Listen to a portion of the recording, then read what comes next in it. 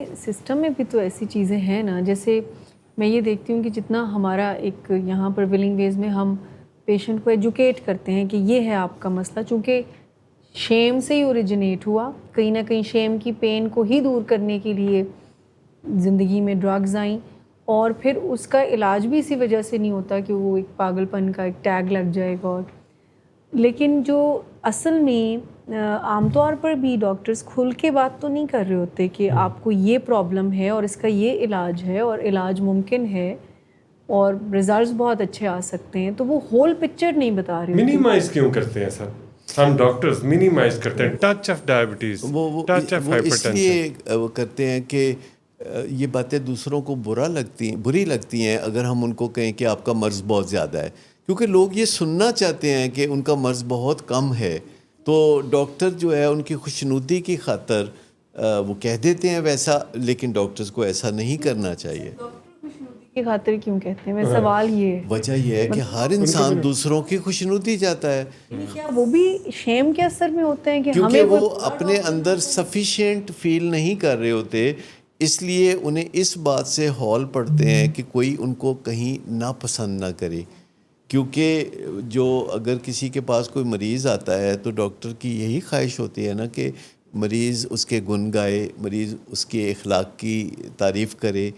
मरीज़ को तो ये पता नहीं होता कि इलाज अच्छा या बुरा क्या होता है, लेकिन मरीज़ को ये पता होता है कि आओ भगत अच्छी या बुरी क्या होती है, इखलाक अच्छा या बुरा क्या होता है, स्माइल क्या होती है, तवज्जो देना क्या होता है, आई कांटेक्ट क्या होता है। ये सारी बातें तो मरीज़ को पता होती हैं। लेकिन किसी भी बीमारी के हवाले से अमूमन जब कोई डॉक्टर के पास जाता है, ख़ास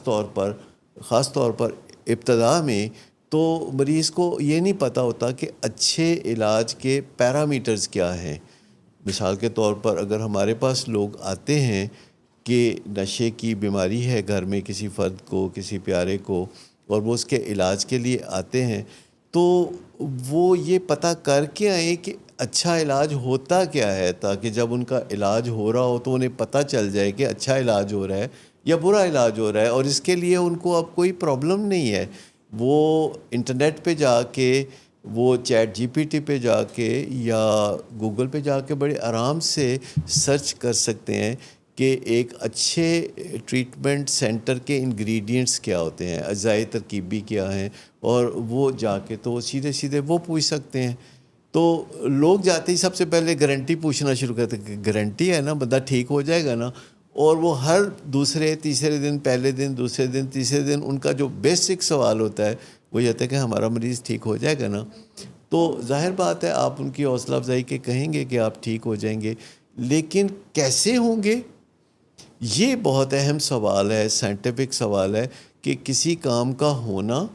ये बहुत इम्पॉर्टेंट है, पर कोई काम कैसे होता है इसकी भी एक अपनी ख़ास अहमियत है। जैसे मैंने पहले अर्ज़ किया कि जो लोग मालो दौलत कमा लेते हैं, अमीर हो जाते हैं, तो उसके बाद उनका जो पहला काम होता है वो चैरिटी वर्क होता है। फुटपाथों पे लोगों को खाने खिलाना, गरीबों की मदद करना, ये सारे अच्छे काम हैं, लेकिन अगर किसी खौफ से ना किए जाएं, अगर खौफ से ये काम किए जाएंगे तो फिर मैं समझता हूँ कि वो जो नीयत है वो उसके मुताबिक, जब खौफ की वजह से लोग चैरिटी करेंगे, अच्छे काम करेंगे, तो खौफ कहीं जाएगा नहीं, खौफ उनके इर्द गिर्द ही मंडलाता रहेगा। तो क्योंकि खौफ को आप फीड कर रहे हैं, खौफ की आप बात मान रहे हैं और खौफ को आप रिवॉर्ड कर रहे हैं। तो जिस चीज़ को आप रिवॉर्ड करते हैं वो चीज़ बढ़ती है। तो जूं लोग ज़्यादा चैरिटी करते हैं तो वो पहले से भी ज़्यादा चैरिटी करने लगते हैं। मुझे एक ख़ातून ने मुझसे ऐसे पूछा, मशवरा मांगा, जैसे कि व्हाट्सएप पे लोग पूछ लेते हैं, तो उन्होंने बताया कि उनके बहुत बड़ा एक जैसे हाउसिंग स्कीम है जो कि हज़ारों कनाल पे मबनी है, और वो काफ़ी सालों से उनकी जो हाउसिंग स्कीम है, और उसमें बहुत ज़्यादा तादाद में जो मुलाजमीन हैं, और जब उनकी हाउसिंग स्कीम बहुत ज़्यादा आमदनी दे रही थी तो उन्होंने तमाम मुलाजमीन का जो खाना है वो फ्री रखा हुआ था। لیکن وقت بدل گیا، وقت کروٹیں لیتا رہتا ہے، بزنس کروٹیں لیتے رہتے ہیں، تو اب ان کا بزنس اتنا پروفٹ نہیں دیتا، لیکن جو روایت انہوں نے ڈالی ہوئی ہے فری کھانے کی، اب ان کو وہ بوجھ لگنے لگی ہے، تو وہ اس چیز پہ پریشان ہیں۔ تو بہت سارے لوگ جو ہیں جب آمدنی بہت زیادہ ہوتی ہے تو اس کے مطابق خرچہ شروع کر دیتے ہیں۔ ایکچولی خرچہ آمدنی کے مطابق نہیں کیا جاتا، ضرورت کے مطابق، ضرورت کے مطابق کیا جاتا ہے، یا کچھ نہ کچھ چاہت کے مطابق بھی کیا جاتا ہے۔ تو اگر آپ کوئی فیصلہ 40 سال کی عمر میں کرتے ہیں تو آپ کو یہ بھی دیکھنا پڑے گا کہ ایک دن آپ 50 سال کے ہو جائیں گے، پھر ایک دن آپ 70 سال کے ہو جائیں گے، تو کیا آپ کی توانائی اس وقت آپ کو اجازت دے گی کہ جو کام آپ نے شروع کیے ہوئے ہیں اس کو اسی جذبے اور توانائی کے ساتھ آپ کرتے رہیں،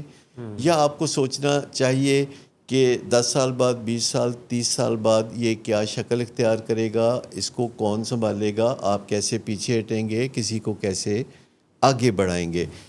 اسی طریقے سے جب آپ اپنے اخراجات یا کاروباری اخراجات بڑھاتے ہیں اور وہ کسی وقتی اپ سرج کی وجہ سے بڑھاتے ہیں، جب آمدنی زیادہ آتی ہے، جب کوئی ایسا وقت ہوتا ہے جب پروفٹس بڑھ جاتے ہیں، پھر ایسا وقت ہوتا ہے جب پروفٹس کم ہو جاتے ہیں، جیسے کووڈ کا زمانہ تھا، تو آپ نے دیکھا کہ کووڈ سے پہلے اور کووڈ کے بعد it is all together a different ball game. تو لوگ جو ہیں یہ جو وقتی فیصلے کرتے ہیں،